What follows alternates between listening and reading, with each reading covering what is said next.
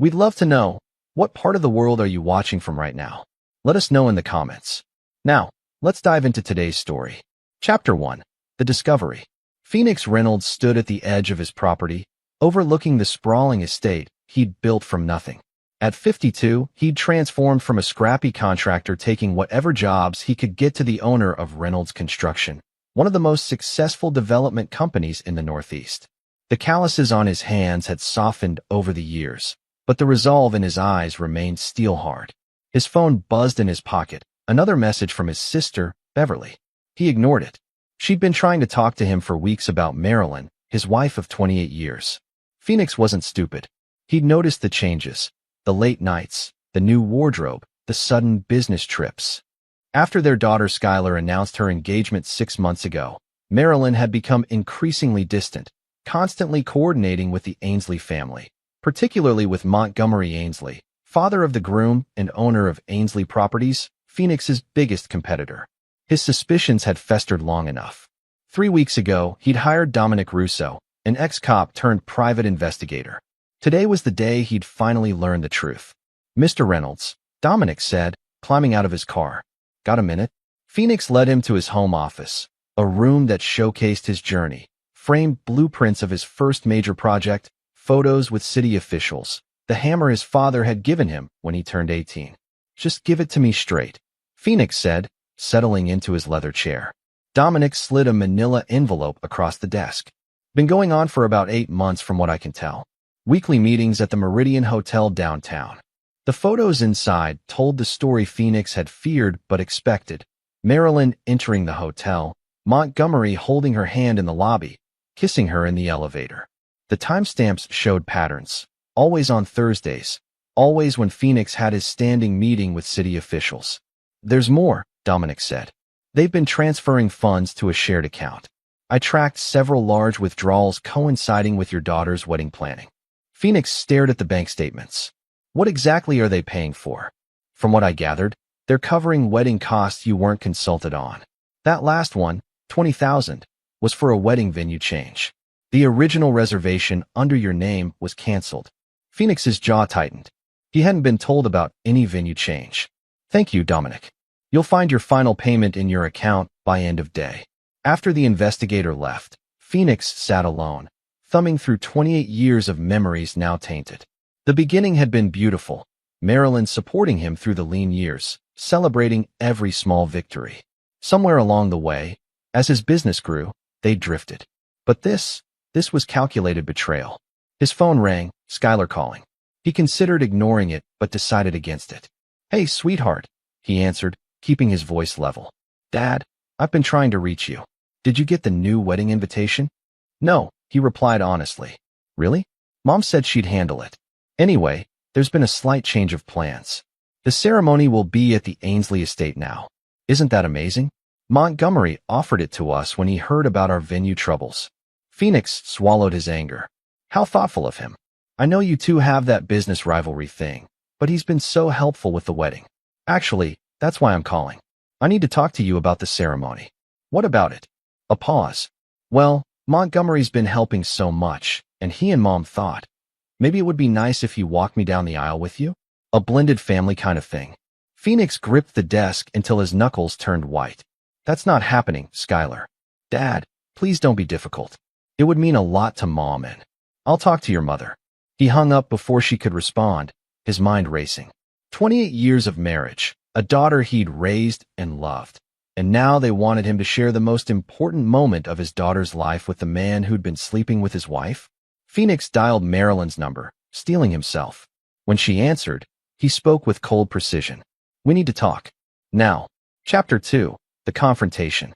Marilyn Reynolds entered their home with practiced grace, setting her designer handbag on the marble countertop Phoenix had installed himself years ago.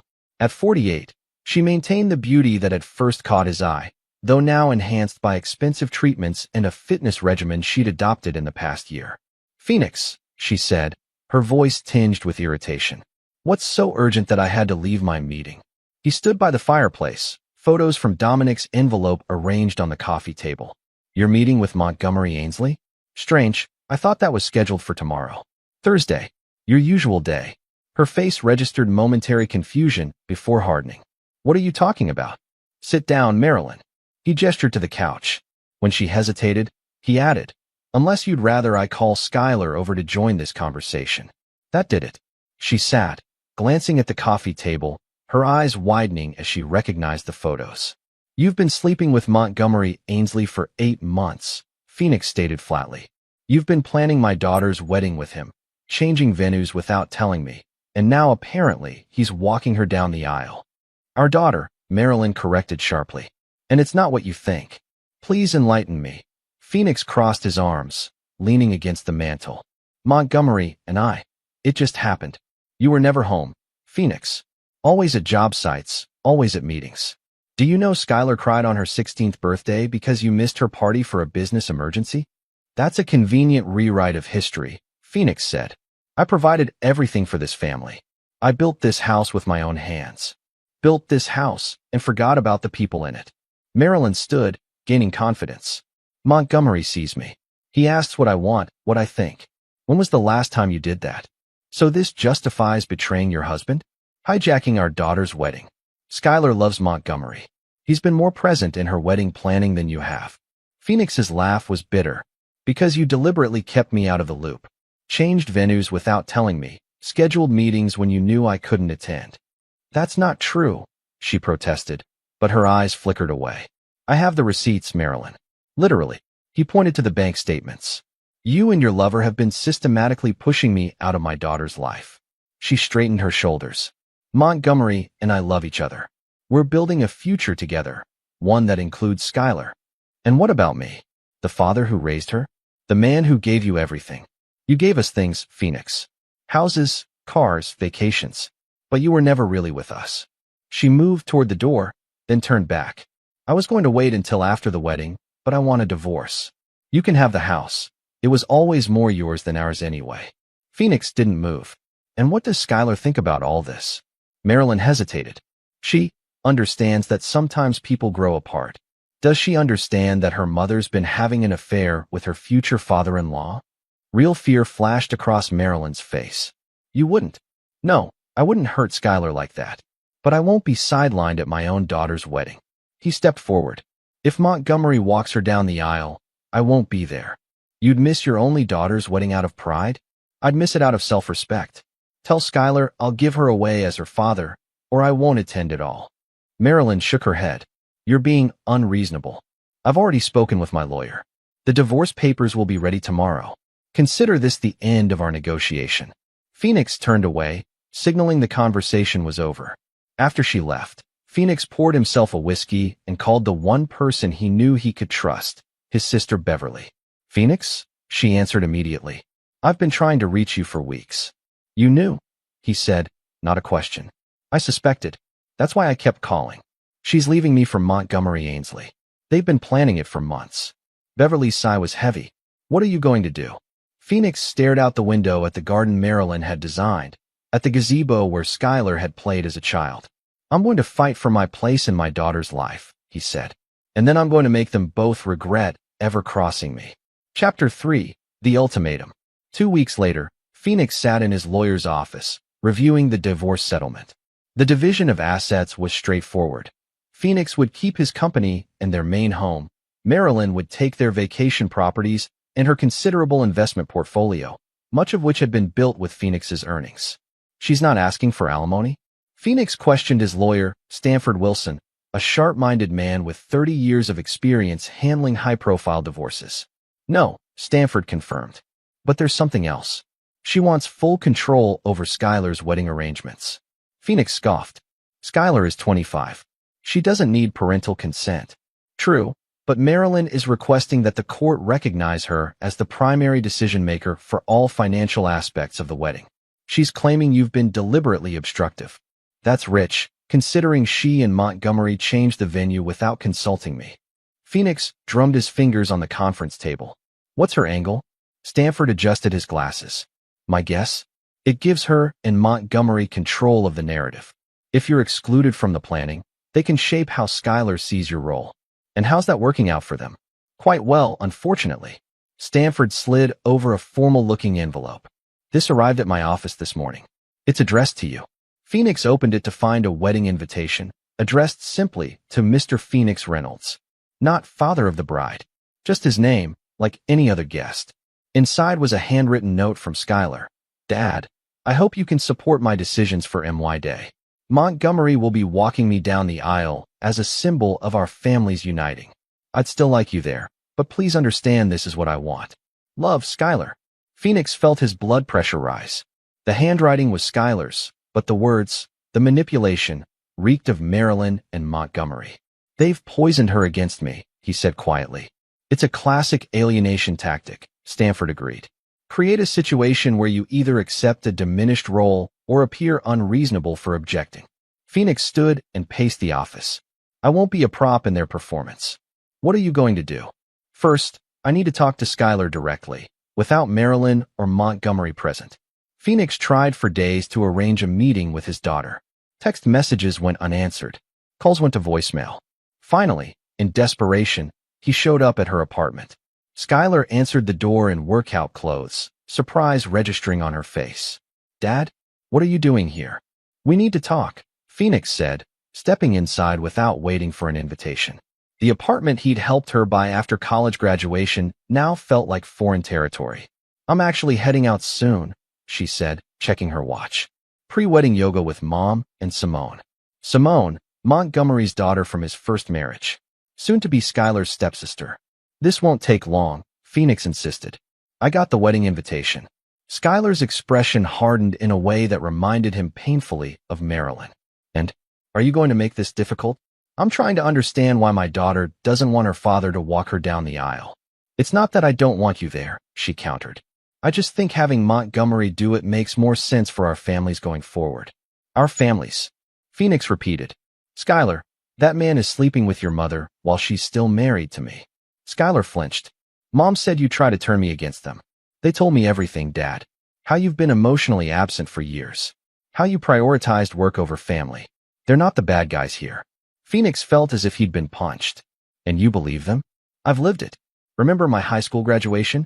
You were on a call the entire ceremony. Or my art show in college. You didn't even show up. I was securing the Westbrook contract that paid for this apartment, Phoenix said, gesturing around them. And I missed your art show because there was a collapse at a job site and 2 of my men were in the hospital. There was always some excuse. Skylar grabbed her yoga mat. Mom and Montgomery support each other. They show up. That's the kind of relationship I want modeled at my wedding. Phoenix took a deep breath. Skylar, I won't attend as just another guest. Either I walk you down the aisle as your father, or I won't be there at all. Her eyes widened. You'd miss my wedding over this? I'd miss being used as a prop in a ceremony designed to humiliate me. He moved toward the door. The choice is yours. Let me know what you decide. Outside, he called Beverly.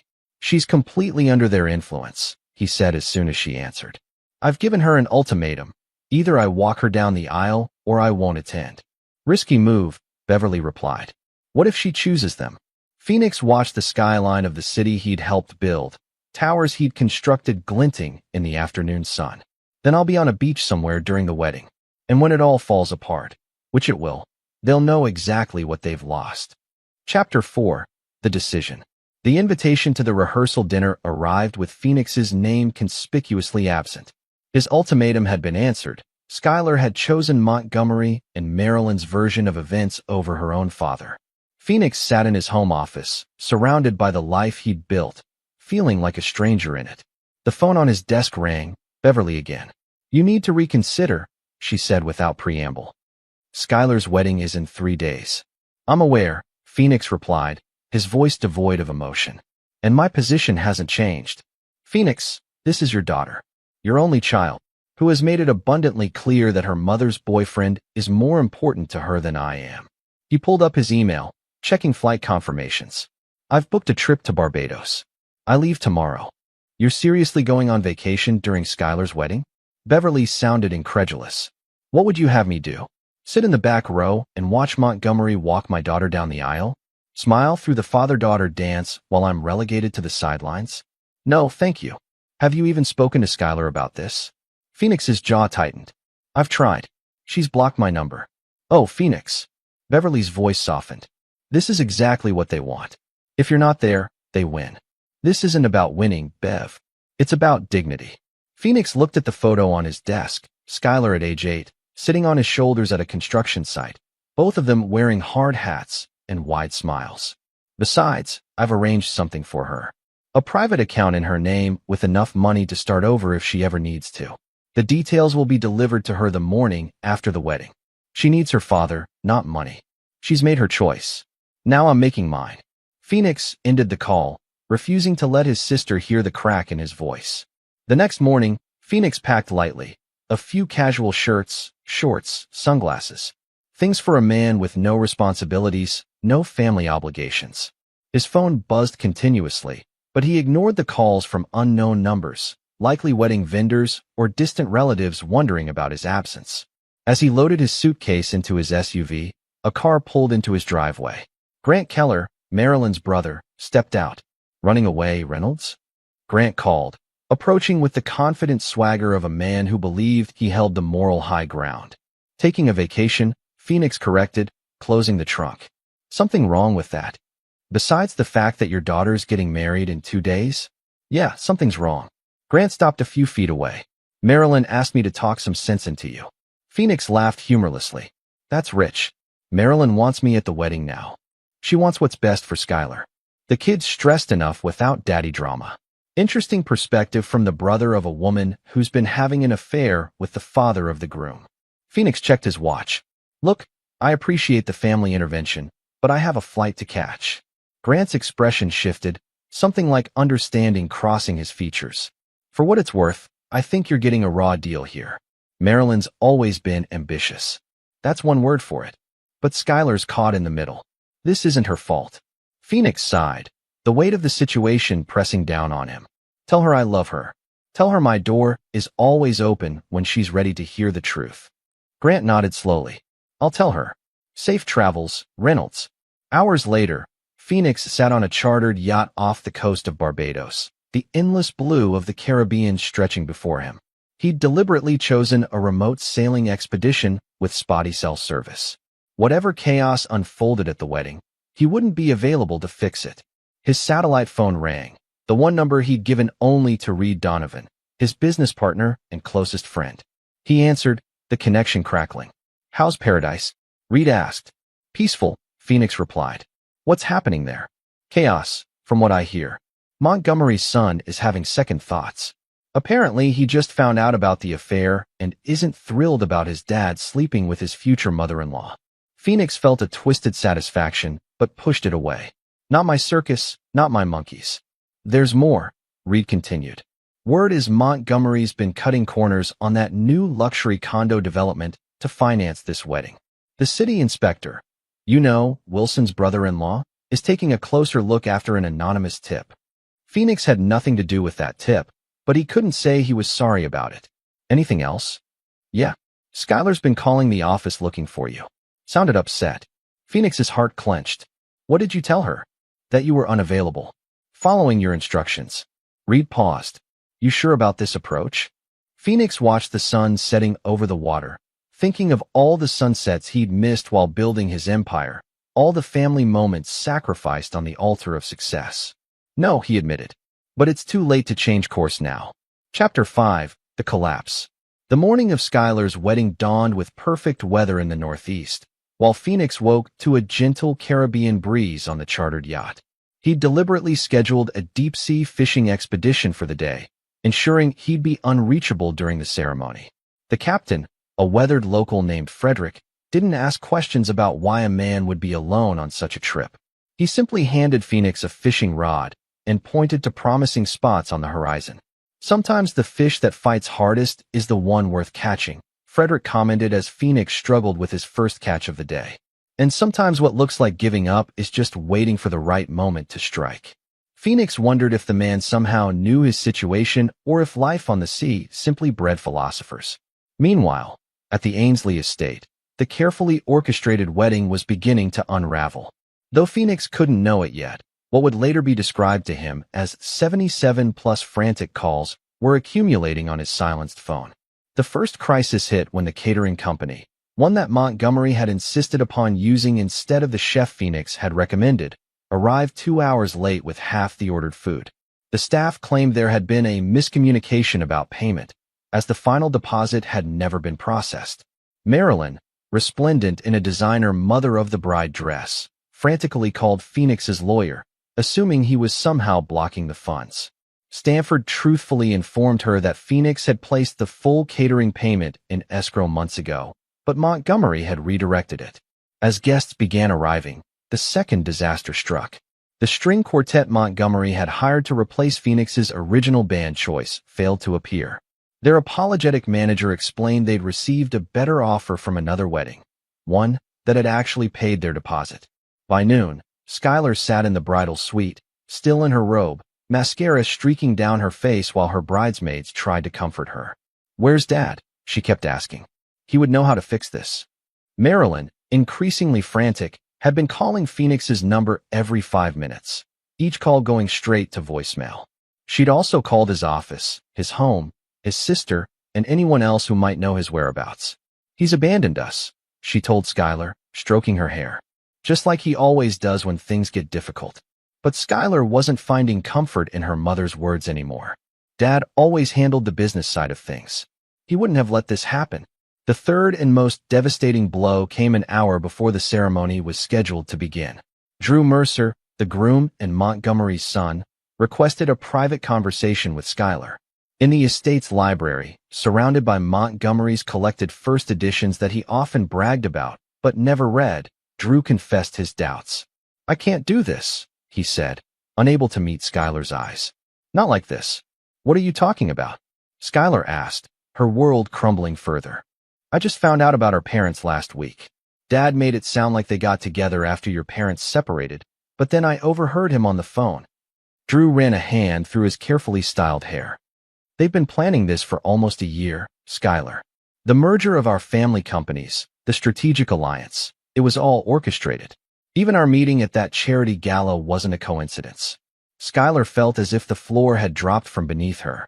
"What are you saying?" "My dad pushed me toward you because of what your father built. Your company's lands adjoining our developments, your contracts with the city. It was never about love. It was about acquisition." The revelation hit Skylar like a physical blow. "Did you know? Was our relationship part of this plan?" Drew finally looked at her, his eyes showing genuine pain. "No. What I feel for you is real. But I can't start our life together with this hanging over us. I can't be part of my father's schemes anymore." Outside the library door, Montgomery was arguing loudly with the wedding planner about rearranging the seating chart now that several key guests, business associates of Phoenix who had declined upon learning he wouldn't attend, had canceled. "Fix it," Montgomery shouted. "I'm paying you enough to make this perfect." The wedding planner, a young woman who had been Skylar's friend in college, quit on the spot, throwing her clipboard at Montgomery's feet. As the carefully constructed facade crumbled, Skylar made a desperate call to the one person who had always fixed things, her father. Her call joined dozens of others in the void of his silenced phone. By evening, what should have been a reception was instead a somber gathering of confused guests picking at hastily ordered pizza. The wedding had been postponed due to unforeseen circumstances. Montgomery was nowhere to be found, having retreated to his study with a bottle of scotch. Marilyn sat alone at what would have been the head table, repeatedly checking her phone. And Phoenix, unaware of the chaos, watched the sunset from the deck of his chartered yacht, wondering if his absence had made any impact at all or if the wedding had proceeded smoothly without him. "More calls coming in for you," Frederick noted, pointing to the satellite phone Phoenix had left in the cabin. "Must be something important." "It can wait until tomorrow," Phoenix replied, casting his line into the darkening water. "Today is about getting away." "Running away and getting away ain't the same thing," Frederick observed, his weathered face thoughtful. "One's about fear, the other's about peace." Phoenix considered this as he felt a strong pull on his line. "And how do you tell the difference?" Frederick smiled. "When you're running, you're always looking back. When you're just getting away, you enjoy the view ahead." Phoenix realized he'd been checking the time all day, calculating what would be happening at the wedding. He hadn't been present in his escape at all. "Maybe it's time I answered those calls," he admitted. "Tide's turning anyway," Frederick agreed. "Fish won't be biting much longer." As the yacht turned back toward shore and stronger cell reception, Phoenix prepared himself for whatever storm awaited him. Chapter 6. The aftermath. Phoenix's phone exploded with notifications as the yacht approached the marina. 77 missed calls, dozens of voicemails, and a flood of text messages, all from the past 18 hours. Most were from Marilyn and Skylar, but there were also calls from Beverly, Grant, Reed, and even Montgomery. Phoenix sat on the deck, scrolling through the texts, piecing together the wedding disaster from fragments. Dad, where are you? Everything's falling apart. Skylar, 11:42 a.m. This is your fault somehow, I know it. Call me immediately. Marilyn, 12:15 p.m. Reynolds, we need to talk. Man to man. Montgomery, 1:30 p.m. Drew backed out. Wedding's off. I need you, Daddy. Skylar, 3:22 p.m. The last message from his daughter struck him like a physical blow. She hadn't called him Daddy since she was 12. Whatever had happened must have shattered her world completely. He called Beverly first, needing his sister's unfiltered perspective before contacting Skylar. Thank God, Beverly answered immediately. Are you still in Barbados? For now, Phoenix replied. What happened, Bev? Total disaster. The wedding fell apart at every seam. Food issues, vendor problems, and then the groom got cold feet after finding out about Marilyn and Montgomery's affair. Phoenix absorbed this. How's Skylar? Devastated, humiliated, and finally seeing the truth. Beverly paused. She needs you, Phoenix. Not to gloat or say, I told you so, but just to be her dad. I'll book the first flight home, he promised. There's more you should know, Beverly continued. After everything collapsed, Marilyn had a complete meltdown. Started blaming everyone. You, the wedding planner, even Skylar for not being understanding enough about her relationship with Montgomery. Phoenix felt cold anger wash over him. Where's Skylar now? At my place. She didn't want to go home with Marilyn or stay at her apartment alone. Tell her I'm coming home. And Bev, thank you for being there for her. Phoenix's return flight was spent in contemplative silence. He was relieved the wedding hadn't happened, not because it ruined Marilyn and Montgomery's plans, but because Skylar had been saved from what was clearly a manipulated relationship. Yet he felt no triumph. His daughter was hurting, and regardless of how they'd arrived at this point, her pain was real. When Phoenix arrived at Beverly's house the next evening, he found Skylar curled up on the couch in sweatpants and one of his old construction company sweatshirts she'd borrowed years ago. Her eyes were red-rimmed from crying, her hair pulled back in a messy ponytail. Dad, she said simply, rising to her feet.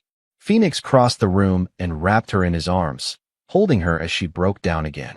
I'm so sorry, she sobbed against his chest. You were right about everything, and I wouldn't listen. Shoo, he soothed, stroking her hair. None of that matters now. Drew told me everything, she continued through tears. How Montgomery pursued Mom to get to your company. How they orchestrated our relationship. It was all fake, Dad. Even the way I felt about you was manipulated.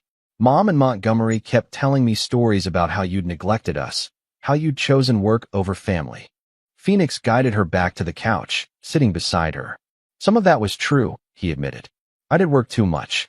I missed things I shouldn't have. But I never stopped loving you, Skylar. Everything I built was for you. Beverly brought them tea and quietly left the room, giving father and daughter privacy. I don't know what to do now, Skylar confessed. I feel so stupid. Everyone saw it, but me. You saw what you wanted to see. A mother who supported you. A future that seemed perfect. Phoenix took her hand. We all have blind spots when it comes to the people we love. Skylar looked up at him, her eyes vulnerable but clearer than they'd been in months. How do you forgive yourself for being so wrong about someone?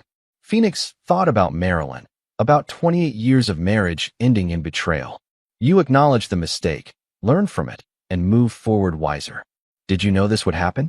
Is that why you went to Barbados? I knew something wasn't right, Phoenix answered honestly. But I went away because I couldn't bear to watch from the sidelines. That was my mistake. Skylar squeezed his hand. Will you help me fix this mess?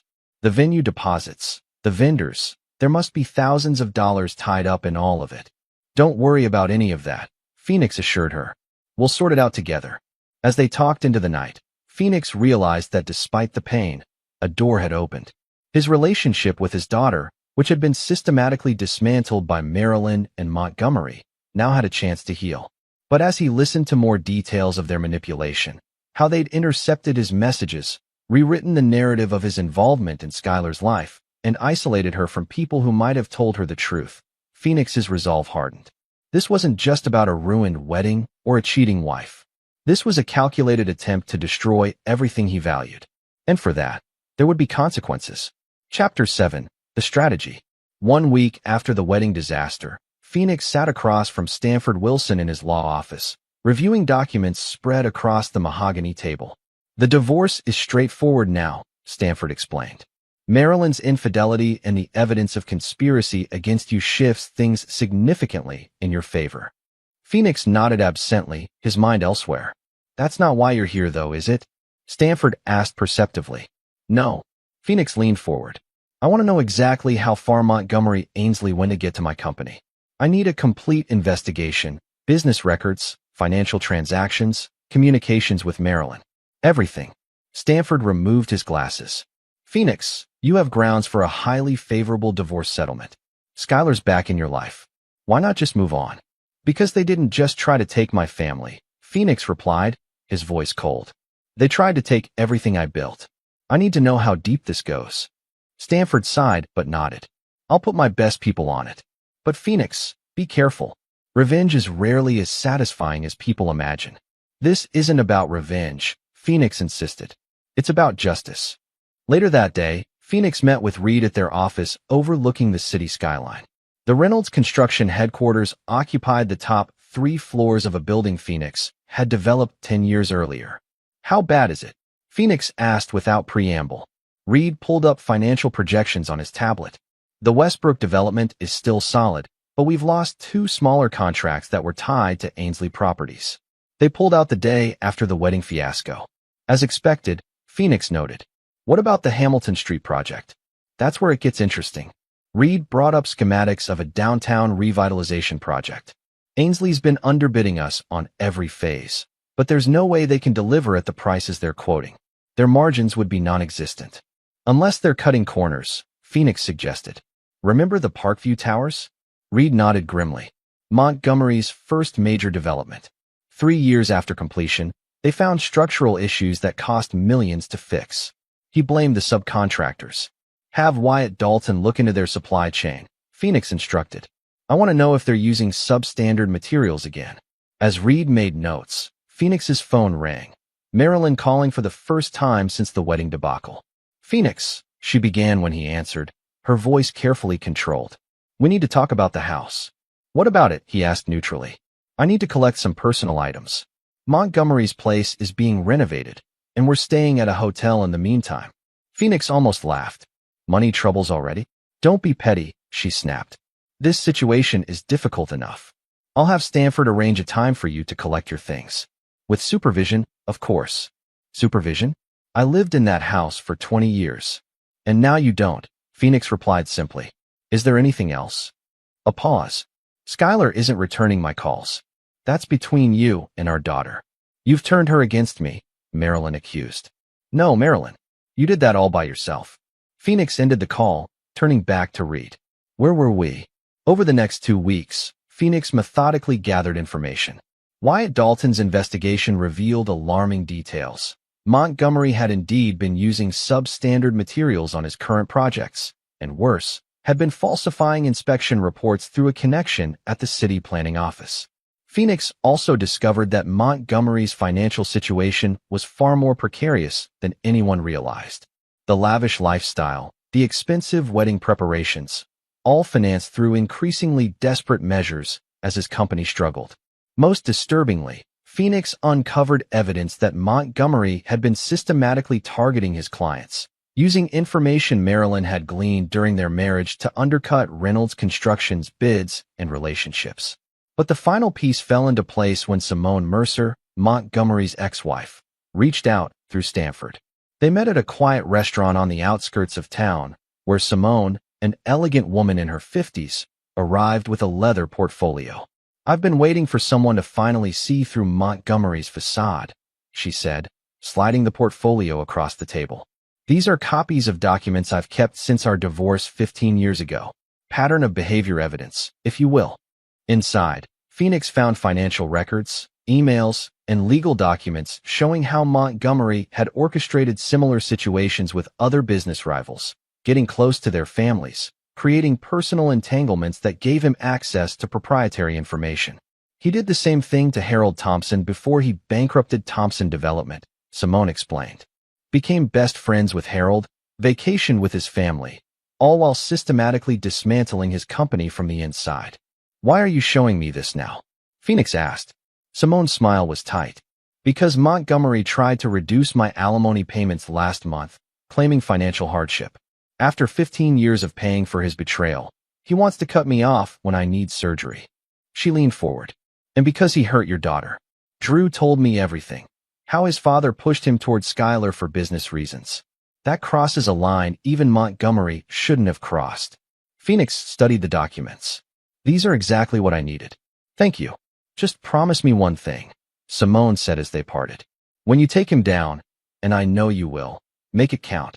Armed with this information, Phoenix called a meeting with his closest allies, Reed, Beverly, Stanford, and Wyatt. In his home office, he laid out what he'd discovered and his plan for response. This isn't just about my personal grievances, Phoenix explained. Montgomery Ainsley is cutting corners that could put people's lives at risk. He's corrupting city officials. He's manipulating families for financial gain. It ends now. What exactly are you proposing? Stanford asked cautiously. Phoenix outlined his strategy, a three-pronged approach that would expose Montgomery's business practices to regulatory authorities, reveal his financial misdeeds to investors, and make public his pattern of personal manipulations. This could get ugly, Beverly warned. Are you prepared for the fallout? What about Skylar? Skylar knows everything, Phoenix assured them. She's the one who suggested I talk to Simone in the first place. Reed, normally the most cautious of Phoenix's advisors, nodded slowly. He came after everything you built. He tried to use your daughter as a pawn. If anyone deserves consequences, it's Montgomery Ainsley. Phoenix looked around at the people who had stood by him, who had seen his pain and supported him through the betrayal. Then we move tomorrow, he decided. And God help them both. Chapter 8. The Execution. The first domino fell on a Tuesday morning when the city's building inspector, acting on an anonymous tip, arrived at Montgomery's flagship development project, Ainsley Heights, a luxury condominium complex near completion. Phoenix, watching from his car across the street, observed the inspector's growing concern as he examined support beams that should have been steel but were instead aluminum with steel coating, a dangerous substitution in a 12-story building. By noon, construction was halted. By 2 o'clock, news vans arrived as workers were sent home. By 4, Montgomery himself appeared, gesticulating wildly at city officials who stood firm with clipboards and stern expressions. Phase 1 complete.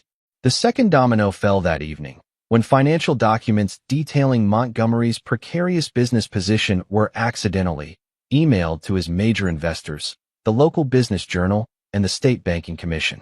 The documents, all legitimate but obtained through Simone's resources, showed a pattern of moving funds between projects to cover shortfalls, misleading investors about progress, and grossly overstating projected returns. Phoenix didn't need to be present for this phase. The panicked calls from investors would be hitting Montgomery's phone right about now, even as he dealt with the construction crisis. Phase 2 complete. The third domino, the most personal, was scheduled for the following day. This one Phoenix would deliver personally. He arrived at the Metropolitan Club at precisely 12:30 p.m., when Montgomery typically took lunch in the private dining room reserved for the city's business elite.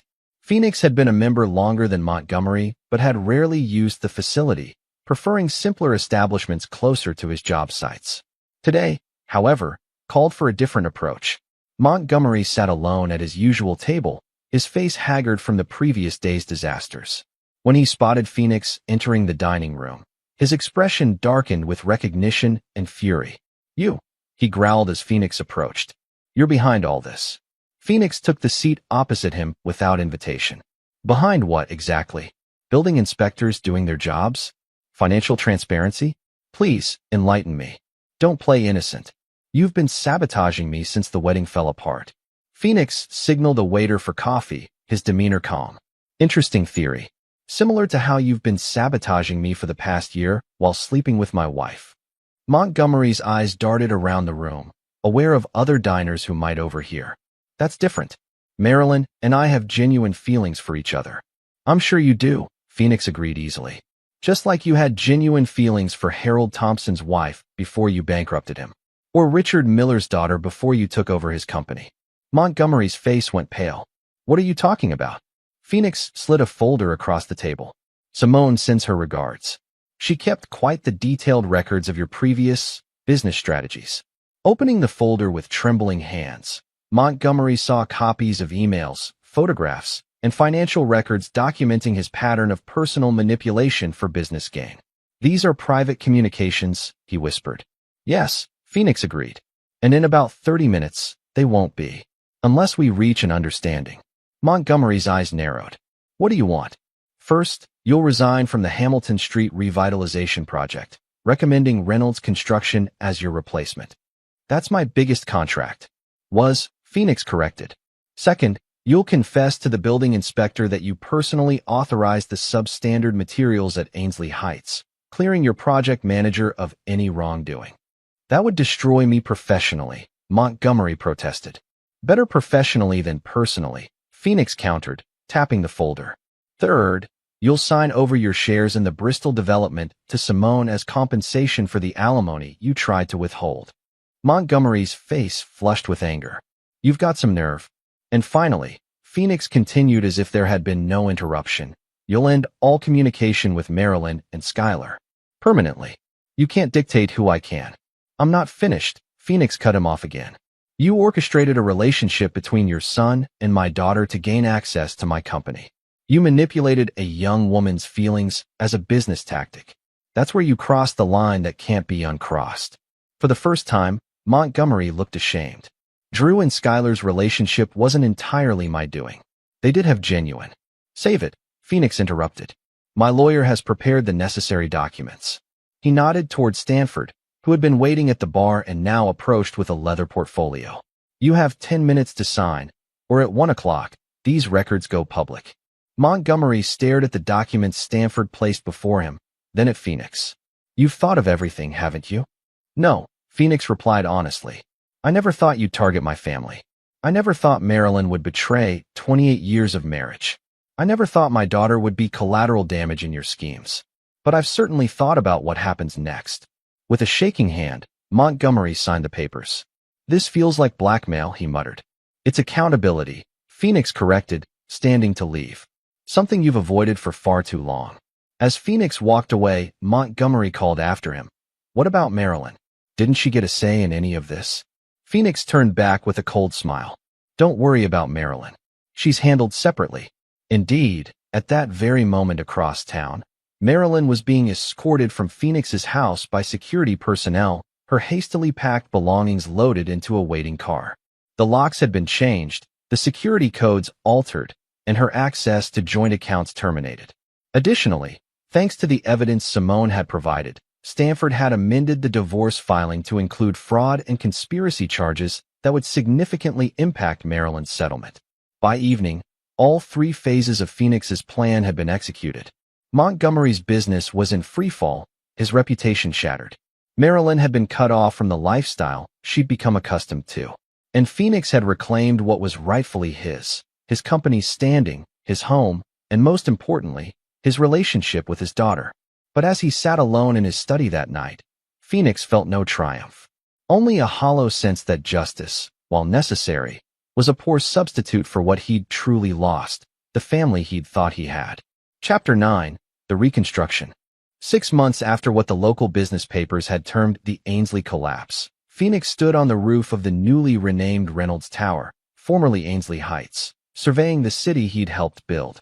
The spring air carried the promise of new beginnings, a fitting atmosphere for the building's grand reopening under his company's management. After Montgomery's disgrace, the city had awarded Reynolds Construction the contract to complete and certify the luxury condominium project. Phoenix had personally overseen the replacement of all substandard materials, turning a potential disaster into a showcase of proper construction practices. Looks good from up here, said a voice behind him.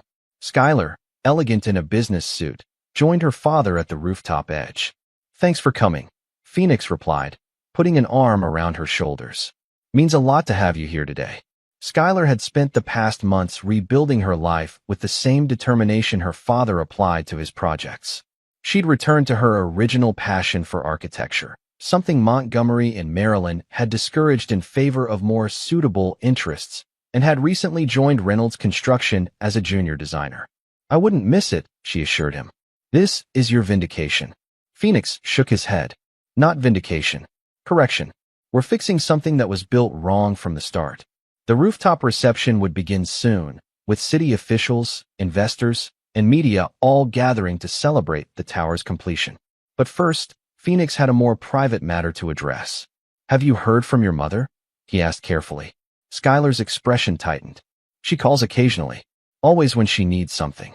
After the divorce was finalized, Marilyn had moved to a smaller city 3 hours away, where her considerably reduced circumstances were less conspicuous. Without Montgomery's financial support, he'd been forced to liquidate assets to cover lawsuits from investors. She'd had to adapt to a middle-class lifestyle that she found deeply challenging. And how do you feel about that? Phoenix asked. Sad, mostly, Skylar admitted. She still doesn't take responsibility for what happened. In her version, you're the villain who destroyed her happiness out of spite. Phoenix had expected no less. Marilyn had always excelled at reshaping narratives to cast herself as the victim. And Montgomery? He still found it difficult to say the name without tension. Disappeared, from what I hear. Drew mentioned he's trying to rebuild in Florida under a different company name. Phoenix nodded, unsurprised. Men like Montgomery always found new territory to exploit. And how are things with Drew? Phoenix kept his tone neutral. The young man had reached out to Skylar a few months after the wedding disaster, offering sincere apologies and explanations. Skylar smiled slightly. We're meeting for coffee next week. Just as friends. He's working for a nonprofit now, completely cut ties with his father's business. Good for him, Phoenix said, meaning it. Drew had been as much a pawn in Montgomery's schemes as Skylar had been. The rooftop door opened, and Reed appeared. They're ready for you downstairs, Phoenix. Press is all set up in the main lobby. Phoenix squared his shoulders. Time to face the music. The grand lobby of Reynolds Tower gleamed with marble and brushed steel, packed with journalists, business associates, and city officials. As Phoenix took the podium, he spotted Beverly in the crowd, giving him an encouraging nod. Thank you all for coming today, Phoenix began. Reynolds Tower represents more than just a building to me. It symbolizes the importance of doing things right the first time, of building on solid foundations, and of correcting course when necessary. His speech was brief but impactful, focusing on the future rather than dwelling on the controversies of the past. As applause filled the lobby, Phoenix felt a sense of closure washing over him. The reception that followed was lively, with Phoenix moving through the crowd, shaking hands, and accepting congratulations. In a quiet moment near the champagne table, Beverly joined him. Quite the turnout, she observed. Especially considering most of these people were at Montgomery's site a year ago. Phoenix smiled wryly. The business world is fickle that way. Speaking of fickle, I saw who just arrived. Beverly nodded toward the entrance, where Marilyn stood hesitantly, looking both out of place and determined. Phoenix's jaw tightened. What is she doing here? My guess? Looking for reconciliation now that her other options have dried up. Indeed, as Marilyn spotted Phoenix, she began making her way toward him, her practiced smile firmly in place. I've got this, Phoenix assured his sister, stepping forward to intercept his ex-wife before she could reach the center of the gathering. Marilyn, he greeted her coolly. This is a surprise. Phoenix, she replied, her voice honeyed. The building looks wonderful. I always knew you'd do amazing things with it. Did you? Phoenix kept his tone neutral. What brings you here today?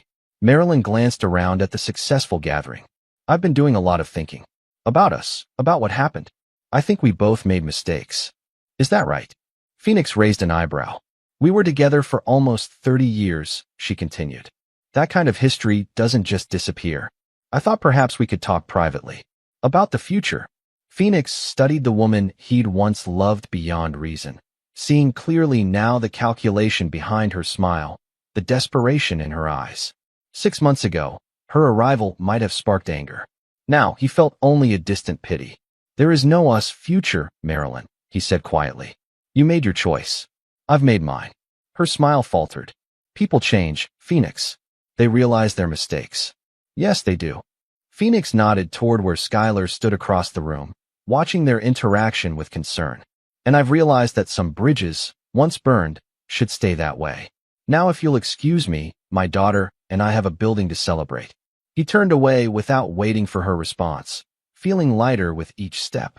As he rejoined Skylar, she searched his face. "Are you okay?" she asked. "I saw Mom." "I'm better than okay," Phoenix assured her, surprised to find it was true. "Some people come into your life to stay. Others come to teach you what you don't want. Your mother taught me that I deserve loyalty, honesty, and genuine love." Skylar squeezed his arm. "Speaking of which, isn't that Diane from the Architectural Review Board? The one who asked you to dinner last month?" Phoenix followed her gaze to where an attractive woman in her late 40s was examining the building plans displayed near the model. "It might be. You should say hello," Skylar encouraged with a smile. "The past is finished. The foundation's been repaired. Time to start building something new." Phoenix considered this as he looked around the lobby of his reclaimed tower. In every direction stood evidence of his ability to transform disaster into success, to rebuild stronger after betrayal, to create beauty from ruins. "You know what?" he said to Skylar. "I think you're right." As Phoenix moved through the crowd toward Diane, he felt the last weight of resentment fall away. The wedding that collapsed, the marriage that failed, the betrayal that stung, all were now just steps that had led him here, to this moment of new beginnings. He had discovered the true cost of betrayal. But more importantly, he had discovered his own capacity to rise above it, not through forgiveness, but through the simple act of building something better in its place. This is where our story comes to an end. Share your thoughts in the comments section. Thanks for your time. If you enjoy this story, please subscribe to this channel. Click on the video you see on the screen, and I will see you there.